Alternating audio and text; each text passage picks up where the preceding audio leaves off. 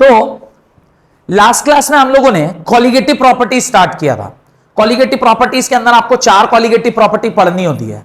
पहला था relative lowering of vapour pressure, दूसरा है एलिवेशन इन बॉइलिंग पॉइंट, तीसरा है डिप्रेशन इन फ्रीजिंग पॉइंट और चौथा है ऑस्मोसिस। तो पहला जो प्रॉपर्टी था जिसको बेबोज लॉ हम लोग बोल के पढ़ाए थे, वो बेबोज लॉ पढ़ा के मैंने आपको पहला relative lowering of vapour pressure वाला काम करवा दिया था। हेडिंग डालिए elevation in boiling point, elevation in boiling point.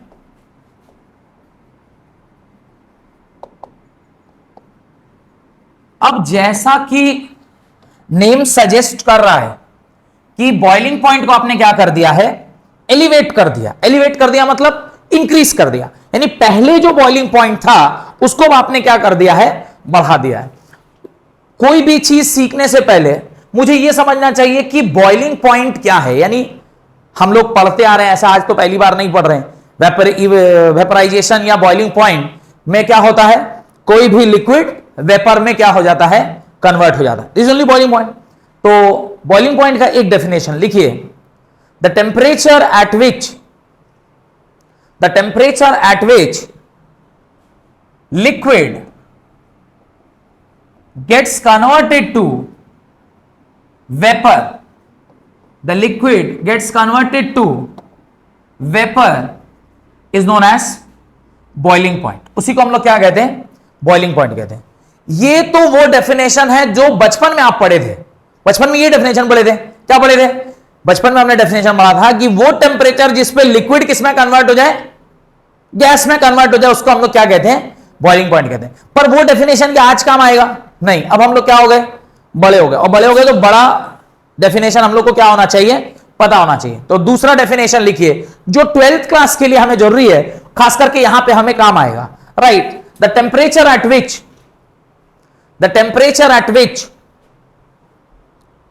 vapor pressure of the liquid, the temperature at which the vapor pressure of the liquid becomes equal to, vapor pressure of the liquid becomes equal to the external pressure, becomes equal to the external pressure or pressure of the surrounding, or pressure of the surrounding is called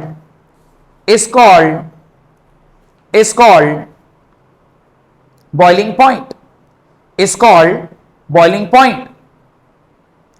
अब बहुत ध्यान से समझिए कि क्या कहना चाह रहा है। कह रहा है जिस टाइम पर वेपर प्रेशर, जो आप डब्बे में लिक्विड लिए हुए हैं, जिसको आप नीचे से क्या कर रहे हैं, हीट कर रहे हैं, उसका उस डब्बे में कुछ वेपर हो बन रहा होगा, क्योंकि आप नीचे से अगर हीट करिएगा तो जो सॉल्यूट के पार्टिकल्स और सॉल्वेंट के पार्टिकल हैं वो कहां जाएंगे, हवा में जाएंगे। हवा में जाएंगे और कंटेनर क्लोज है तो वो अपने ही लिक्विड के ऊपर क्या लगा रहा होगा, प्रेशर लगा रहा होगा। उसी को हम लोग क्या कहते हैं, वेपर प्रेशर कहते हैं। जिस टाइम पर वेपर प्रेशर एक्सटर्नल प्रेशर मतलब एट रूम टेम्परेचर हम लोग एक्सटर्नल प्रेशर किसके बराबर लेते हैं, 1.013 बार या 1 ATM के क्या लेते हैं, बराबर लेते हैं। यानी वेपर प्रेशर हमारा किसके बराबर हो जाए, 1 ATM के बराबर हो जाए, यानी एक्सटर्नल प्रेशर के बराबर हो जाए, उस टाइम पे लिक्विड क्या करने लग जाता है, बॉईल करने लग जाता है। उस टाइम पे लिक्विड क्या करता है, बॉईल करता है। यहां तक कोई डाउट नहीं। अब अगर यहां तक डाउट नहीं है तो लॉजिक को थोड़ा और आगे बढ़ाते हैं। क्या कह रहा, अब आपने उसमें क्या ऐड कर दिया, ये आपका कंटेनर था, इस कंटेनर में आपने यहां तक ऐसे लिक्विड लिया हुआ है, इस लिक्विड में कुछ सॉल्वेंट के पार्टिकल्स हैं और इसी लिक्विड कंटेनर में कुछ सॉल्यूट के पार्टिकल्स हैं। कुछ कैसे पार्टिकल्स हैं, सॉल्यूट के पार्टिकल्स हैं। और जो सॉल्यूट के पार्टिकल्स हैं वो एक खास तरह का सॉल्यूट है। क्या है, किस टाइप का सॉल्यूट है, बोलिए। खास नहीं बे, नॉन वोलाटाइल। खास एड बेहुदा खास नहीं, नॉन वोलाटाइल। क्या, नॉन वोलाटाइल। वो कैसा है, नॉन वोलाटाइल है। वो कैसा है? नॉन वोलाटाइल है। कभी कभी ये बोर्ड परेशान कर रहा है। ये क्या है? नॉन वोलाटाइल है। ये क्या है? सॉल्यूट है, जो कि कैसा नेचर का है? नॉन वोलाटाइल है। और नॉन वोलाटाइल होने की वजह से, और ये क्या है? ये आपके सॉल्वेंट के पार्टिकल है। अब ये मेरा कंटेनर क्या हो गया? क्लोज हो गया। ये कंटेनर को मैंने क्या कर दिया? क्लोज कर दिया। चूंकि ये जो है ये सारे नॉन वोलाटाइल हैं, तो अब ये ऊपर जाएंगे क्या? ये ऊपर जाएंगे? नॉन वोलाटाइल होने की वजह से ये ऊपर जाएगा क्या? नहीं जाएगा ऊपर। अगर ये ऊपर नहीं जाएगा तो ऊपर जाएगा कौन? सिर्फ और सिर्फ सॉल्वेंट के पार्टिकल जाएंगे। और अगर सॉल्वेंट के पार्टिकल जा रहे हैं तो उसकी संख्या पहले से कम होगी कि ज्यादा होगी? ऑब्वियसली कम होगी, क्योंकि सरफेस एरिया आपने क्या कर दिया? अभी डिवाइड कर दिया सरफेस एरिया।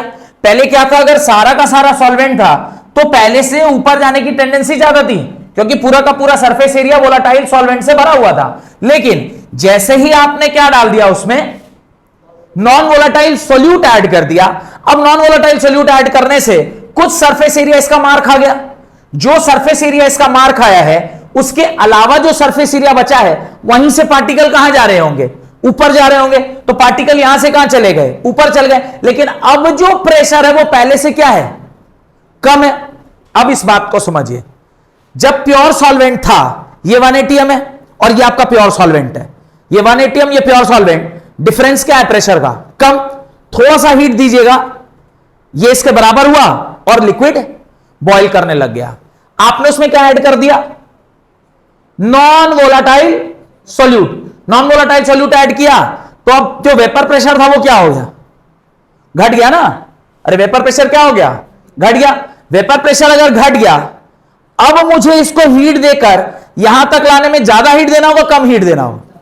ऑब्वियसली ज्यादा देना होगा, क्योंकि मुझे यहां से इसको कहां तक लेके आना है?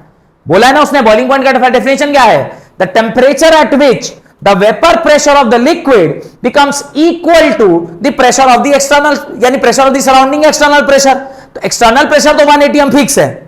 पहले मेरा वेपर प्रेशर यहां था, कम हीट का डिफरेंस था, तो तुरंत से बराबर हो जा रहा था। अभी आपने नॉन वोलाटाइल सोल्यूट ऐड करके वेपर प्रेशर को क्या कर दिया? कम कर दिया। अभी भी तो इसको इसके बराबर आना है, तो अभी आपको ज्यादा हीट देना होगा।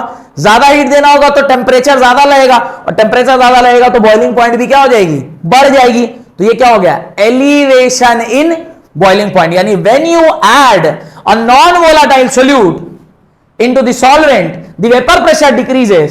Due to decrease in vapor pressure, the amount of heat required is more in order to make it 1 atm. तो अभी इसको इधर लाने के लिए आपको ज्यादा टेम्परेचर देना पड़ेगा, और वो जो इंक्रीज इन टेम्परेचर हुआ उसी को हम लोग क्या कहते हैं? Elevation in boiling point. Clear? इसी सब बात को लिखना है, right? When we add a non-volatile solute to the solvent, when we add a non-volatile solute to the solvent, when we add a non-volatile solute to the solvent, the vapor pressure decreases. The vapor pressure decreases. The vapor pressure decreases according to Bebo's law. According to Bebo's law. यह बात हमने किसके आधार पर कहा? बेबोस law के आधार पर कहा।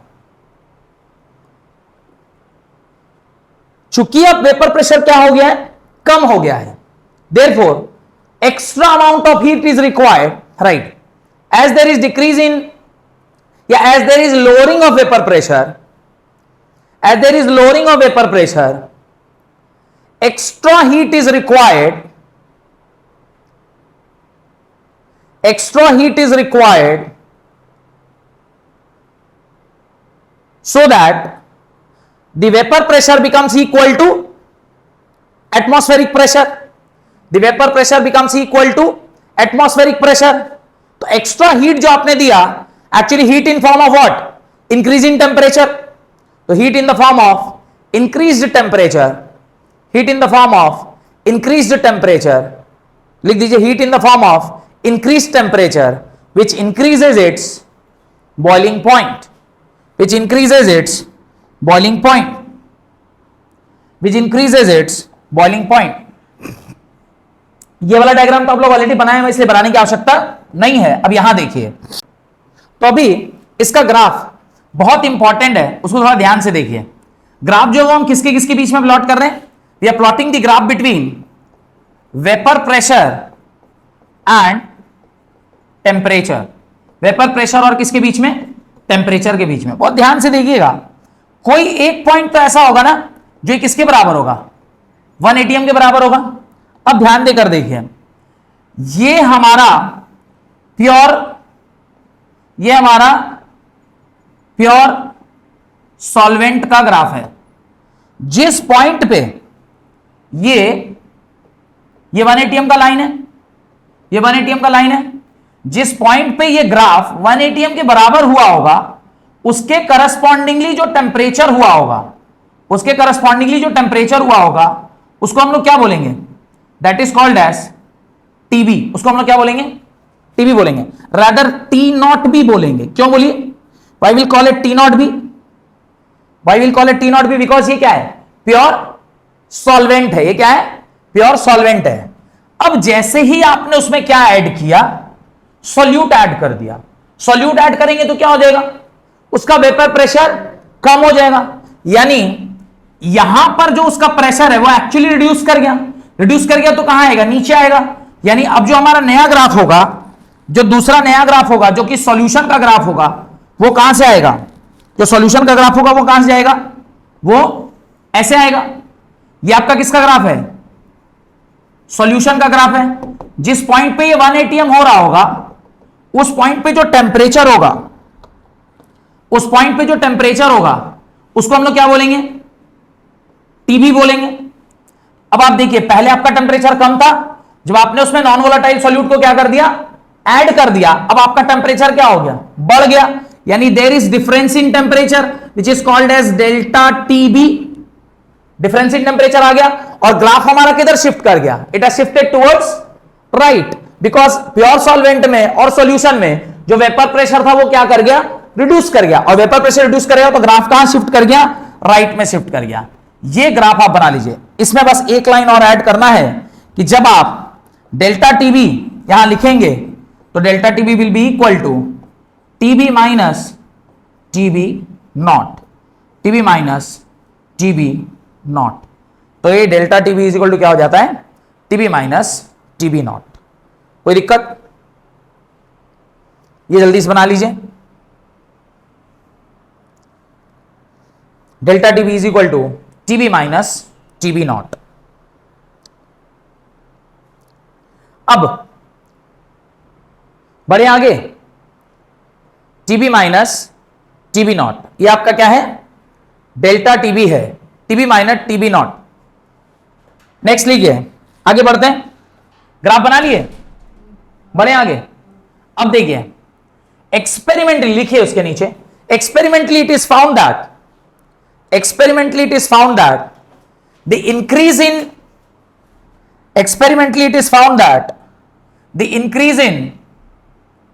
boiling point temperature is directly proportional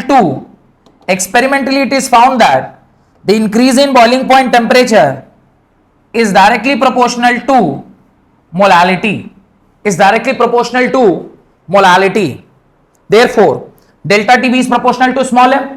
अब यहां देखिए, डेल्टा टीबी अगर प्रोपोर्शनल है स्मॉल एम के, तो यहां पे अगर इज इक्वल टू डालेंगे तो कुछ एक कांस्टेंट आएगा, इसको मैं केबी इंटू एम लिख सकता हूं क्या, can I write this, delta TB is KB into M. देखिए, where this KB is ebullioscopic constant और एलिवेशन, मोलर एलिवेशन कांस्टेंट। तो लिख दीजिए, ये दो लाइन लिखने के बाद लिखिएगा, केबी इज, एक तो इसको प्रोपोर्शनैलिटी कांस्टेंट बोलेंगे, प्रोपोर्शनैलिटी कांस्टेंट, इसी का दो और नाम है, एक तो प्रोपोर्शनैलिटी कांस्टेंट, दूसरा मोलल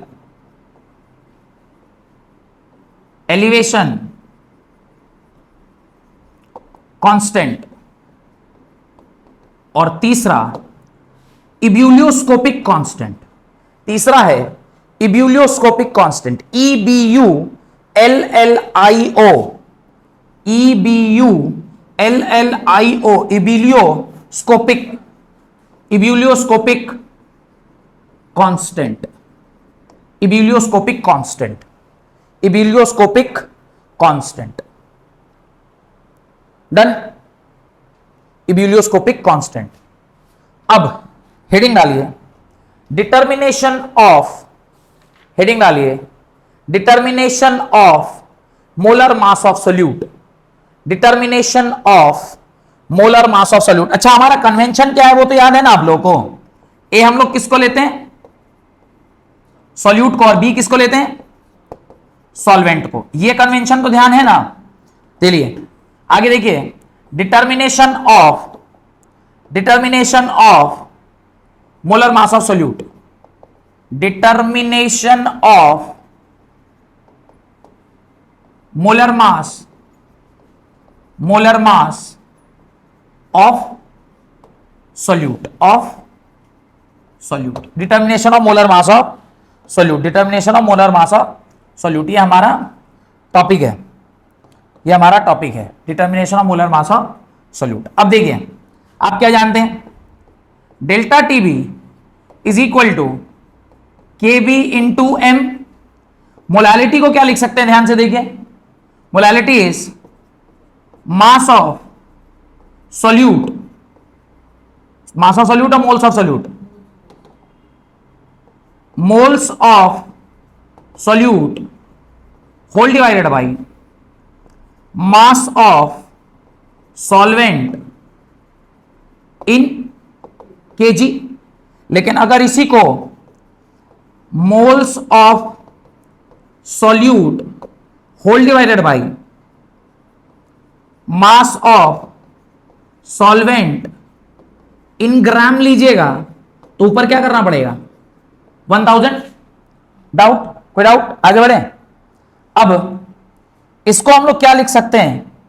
इसको मैं लिख रहा हूं weight of A by molecular mass of A into 1000। कोई डाउट है? देखिए एक मिनट, इसको क्या लिख सकते हैं? Moles of A divided by mass of B into what? 1000। यहां तक कोई डाउट है तो पूछिए। नहीं? अब इस मोल्स को क्या मैं mass of A by molecular mass of A whole divided by W B into 1000 लिख सकता हूं क्या? Moles is equal to mass upon molecular mass whole divided by mass of B into 1000। इसको थोड़ा सा सॉल्व करते हैं, इसको थोड़ा सा क्या करते हैं? सॉल्व करते हैं। ये क्या होगा? W A by M A into, ये क्या हो जाएगा? ऊपर जाएगा नीचे आ जाएगा? नीचे रहेगा, और नीचे क्या आ जाएगा? W B. यहां तक कोई डाउट? ये एक्चुअली किसके बराबर आया? ये किसके बराबर है? अरे ये किसके बराबर है? ये सब हम लोग किसके निकाल रहे हैं? मोलालिटी ना। मोलालिटी निकल गया। हम लोग इक्वेशन क्या जानते हैं? Delta T B is equal to K B into M. क्या मैं एम के जगह में ये एक्सप्रेशन रख सकता हूं? के बी इंटू एम के जगह क्या लिख सकते हैं? W A into 1000 whole divided by M A into W B. यहां से हमें चाहिए क्या? इसको एक तरफ करिए, बाकी सबको क्या कर दीजिए? एक तरफ ले आइए। तो कर दिया। M A is equal to K B into W A by W B into 1000, और यहां क्या ले आए? Delta T B. तो ये आपका डब्बे में क्या हो गया? बंद हो गया। M A is equal to K B into W A whole divided by delta T B into W B into 1000। ये आपका एक्सप्रेशन आ गया। इसमें कितनी क्वांटिटीज हैं थोड़ा देखिए, 1 2 3 4 5। किसी भी न्यूमेरिकल में इस 5 में से अगर आपको 4 दिया हो तो 5वां निकाल लेंगे कि नहीं निकाल लेंगे? क्वेश्चन लिखिए, 18 gram of glucose, 18 gram of glucose C6H12O6 is dissolved in 1 kg of water, is dissolved in 1 kg of water. 18 gram of glucose C6H12O6 is dissolved in 1 kg of water. At what temperature will water boil? At what temperature will water boil at 1 atm pressure? At 1 atm pressure. Question mark. Kb of water is 0.52 K kg per mole. 0.52 K kg per mole. Done. पहला सवाल है, मैं खुद ही solve करता हूं, आप लोग देखिए मतलब मेरे साथ साथ सॉल्व कीजिए। आंसर क्या होगा? सबसे पहला इंफॉर्मेशन उसने हमें क्या दिया है? 18 ग्राम ऑफ ग्लूकोज बोला है, और ग्लूकोज सॉल्वेंट है कि सॉल्यूट है? ऑब्वियसली सॉल्यूट होगा, क्योंकि ग्लूकोज को आप कहां मिला रहे हैं? पानी में मिला रहे हैं। तो W 18 ग्राम है, तो इसका मैं मॉलिक्यूलर मास जानता हूं क्या? Ma कितना होगा? C6H12O6 है, तो 6 into 12 plus 12 into 1 plus 6 into 16, 12 छक 72 प्लस 12 प्लस 16 6 जा 96। देखिए इस सबको जोड़िए, मेरे ख्याल से 180 आना चाहिए। 180 आ रहा है क्या? तो आपको Ma भी पता चल गया। क्या पता चल गया? Ma भी पता चल गया। अब आपके पास और कोई इंफॉर्मेशन है क्वेश्चन में? हां, एक WB भी दिया हुआ है। WB क्या दिया हुआ है? 1 kg दिया हुआ है। अगर आप kg में लेंगे तो 1000 लिखने की आवश्यकता नहीं है। अब आपको पूछा क्या है? आपको यहां पे टेम्परेचर पूछा है, तो आपको डेल्टा TB निकालना है। Delta TB is equal to क्या होगा? तो आप लिखें KB इंटू WA। एक बार चेक करिएगा मैं सही लिख रहा हूं कि नहीं। MA इंटू WB, चूंकि ये kg में लेंगे तो हम लोग यहां पे इंटू 1000 नहीं कर रहे हैं, kg में ले रहे हैं 1000 नहीं कर रहे हैं। अब देखिए KB पता है क्या? 0.52 इंटू WA पता है क्या? 18 होल डिवाइडेड बाई 180 इंटू 1, ये एक बार में 10 बार में 0.052 आ जाएगा क्या? डेल्टा TB कितना आ गया? 0.052। लेकिन मुझे उसने चेंज इन टेम्परेचर पूछा था कि टेम्परेचर पूछा था? पूछा एट व्हाट टेम्परेचर। तो हमें तो एब्सोल्यूट TB नहीं बताया, TB नॉट नहीं बताया बोला है, लेकिन हिंट दिया है water boils at 1 atm। 1 atm मतलब एटमॉस्फेरिक प्रेशर, और 1 एटमॉस्फेरिक प्रेशर पे वाटर कितने पे बॉइल करेगा? 100 डिग्री सेल्सियस में। तो यानी delta TB, that is delta TB is equal to क्या? TB माइनस TB नॉट। TB नॉट क्या हो जाएगा? 100। तो आपको ये दिया हुआ है 0.052 is equal to TB minus 100। तो TB कितना निकल के आ जाएगा? 100 plus 0.052 that is equal to 100.052 degree Celsius. और चूंकि हमने सेल्सियस में ही लिया था 100 डिग्री सेल्सियस, लिए आंसर भी क्या आया? दिस। अब अगर हम चाहते हैं इसको किस में बदल लेना? केल्विन में बदल लेना, क्योंकि SI यूनिट में आंसर देना चाहिए। तो ये कितना हो जाएगा? 373.052 केल्विन के बराबर आपका आंसर हो जाएगा। क्लियर? कोई डाउट? इससे आपका ये वाला भी जो पर्टिकुलर कॉलिगेटिव प्रॉपर्टी है वो क्या हो गया? समाप्त हो गया। अब 2 कॉलिगेटिव प्रॉपर्टी और रह गए हैं। एक क्या है? डिप्रेशन इन फ्रीजिंग पॉइंट, और दूसरा है ऑस्मोसिस। उसके बाद एक लास्ट टॉपिक रह जाता है एबनॉर्मल मॉलिक्यूलर मास, जो कि वेंट ऑफ फैक्टर पे आता है, और उसके बाद ये चैप्टर क्या हो जाएगा, खत्म हो जाएगा। बहुत बहुत धन्यवाद आज की क्लास अटेंड करने के लिए।